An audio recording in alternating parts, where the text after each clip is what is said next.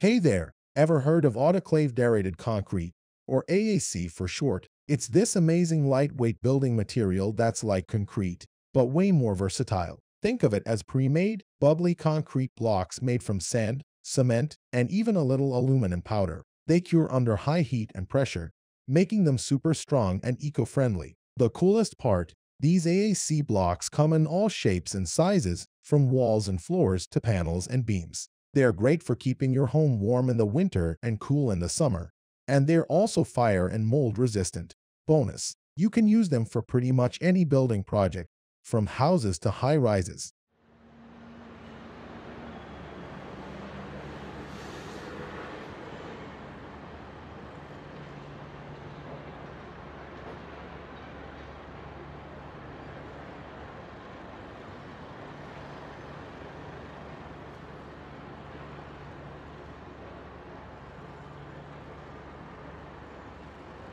Now, since they are lighter than regular concrete, AAC blocks are a breeze to install. You can even cut them to size with just a saw and some regular tools. On the outside, though, you'll need to add a protective layer, like stucco or siding, to keep the weather out.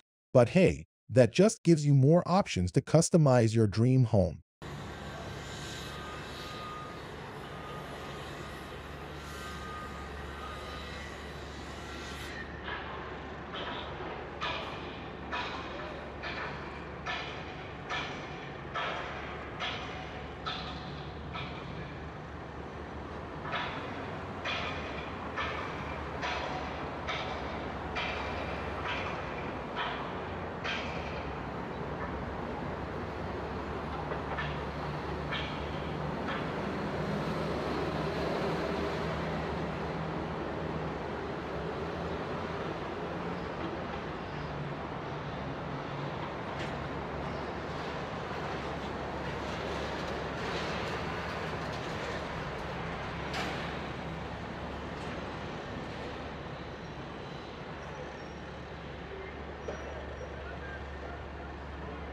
Unlike most other concrete applications, AAC is produced using no aggregate larger than sand, quartz sand, calcined gypsum, lime, mineral, or cement, and water are used as a binding agent. Aluminum powder is used at a rate of 0.05% 0.08% by volume, depending on the pre-specified density. In some countries, like India and China, fly ash generated from coal-fired power plants and having 50 to 65% silica content is used as an aggregate.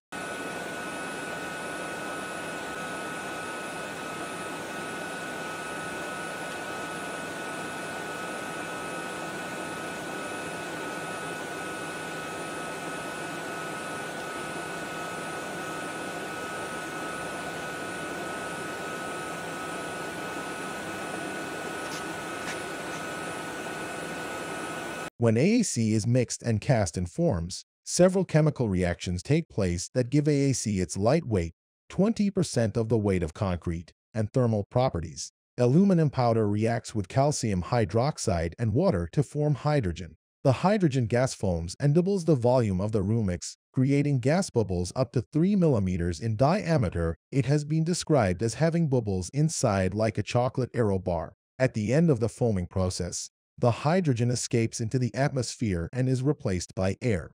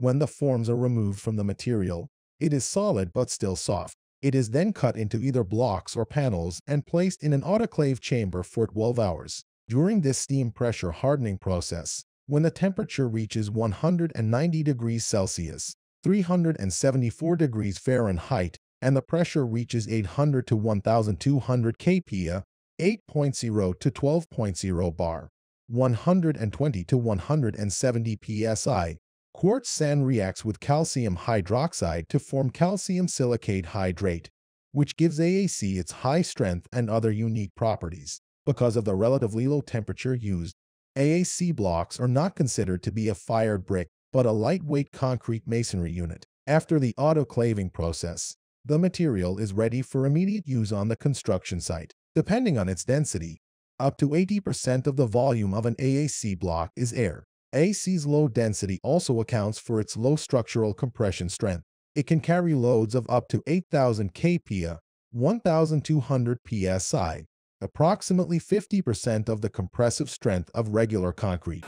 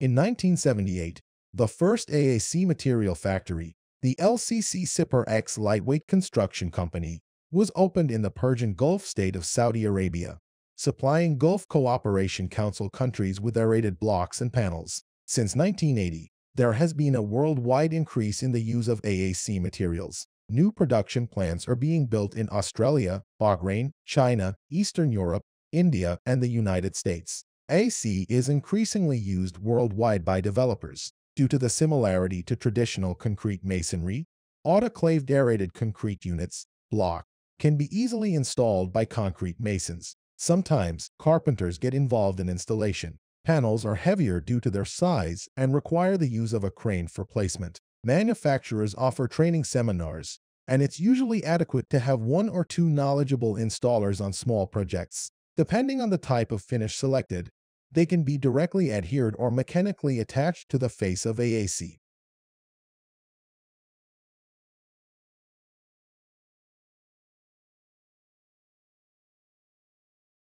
Block. First course is laid and leveled. Blocks are stacked together with a thin bed mortar in a running bond with a minimum of 6-inch overlap. Walls are plumbed, leveled, and squared with a rubber mallet. Openings and odd angles are cut with a handsaw or bandsaw. Reinforcement locations are determined, rebar placed, and grouting occurs. Grout must be mechanically vibrated to consolidate it. Bond beams are placed at the top of the wall and can be used for heavy-duty fixture attachment.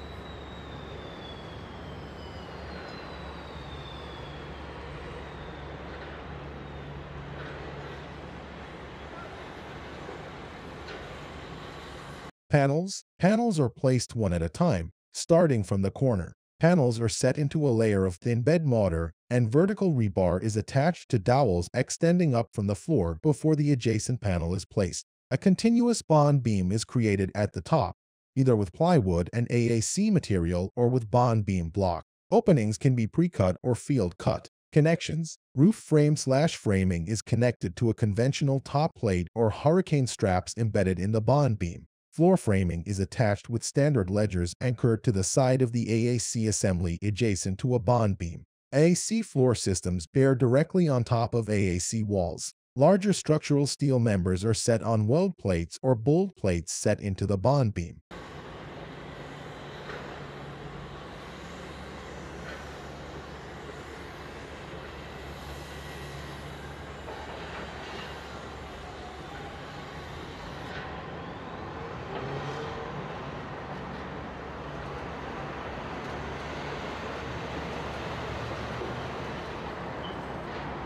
Finishes. Stucco-type finishes are made specifically for AAC. These polymer-modified plasters seal against water intrusion yet allow moisture vapor for breathability. Conventional siding materials are mechanically attached to the wall face. Furring strips should be employed if back ventilation of the siding material is desirable. Masonry veneers can be directly adhered to the wall face or can be built as cavity walls. Direct-apply veneers are typically lightweight materials like manufactured stone.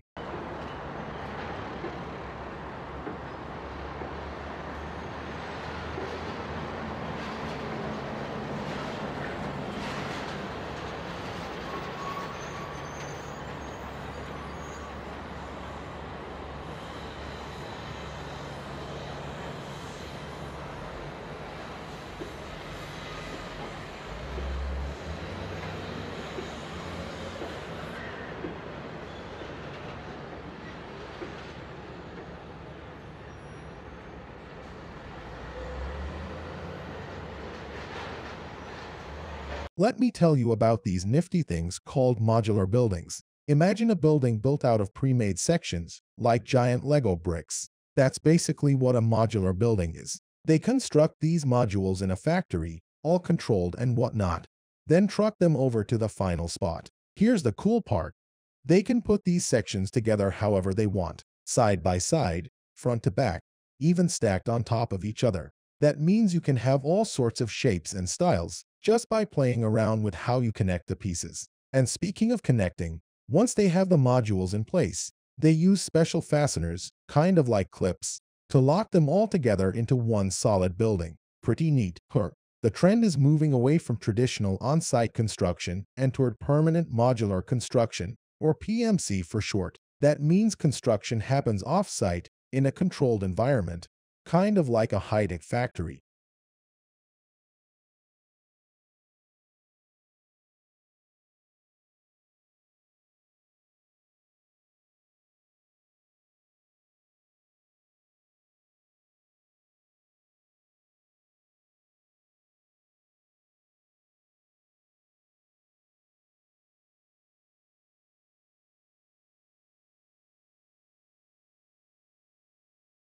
Here's how it works. Imagine building blocks, but way bigger and way cooler. They prefabricate these modules, either single-story or stacked high for multi-story buildings. Often, these modules are similar in size to standard shipping containers, but with a major upgrade. We're talking smooth walls instead of those corrugated things, a sleek white paint job, and all the hookups ready to go: windows, electricity, plumbing, internet, even air conditioning. They use top-notch materials like wood, steel, or concrete, all assembled indoors on lines like a car factory. Each module can be built in as little as 10 days, though usually it takes a month or two. The beauty is, these modules can be part of a bigger project or stand alone. Plus, they come with most of the bells and whistles already installed. Think plumbing fixtures, lighting, and interior finishes.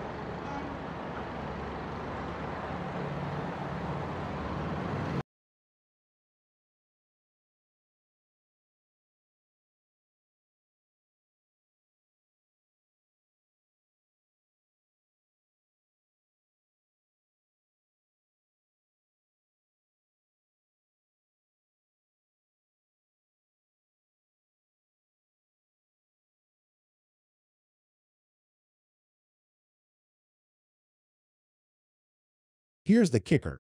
They get these buildings up to 90% done off-site in a factory setting. Then, just transport them to the final location and put the pieces together. This can be the whole building or just parts of a bigger structure. In some cases, they even team up with traditional contractors to get the best of both worlds. Once the modules arrive, a crane lifts them into place, like giant Legos. The whole assembly process can take just a few hours or a few days, depending on the size. These permanent modular buildings are built to last, just like any regular building. They meet all the same building codes and use the same high-quality materials. You can even go up multiple stories, just like a traditional building. The big difference: these aren't meant to be moved around like those temporary relocatable buildings. PMC is built to stay put for the long haul.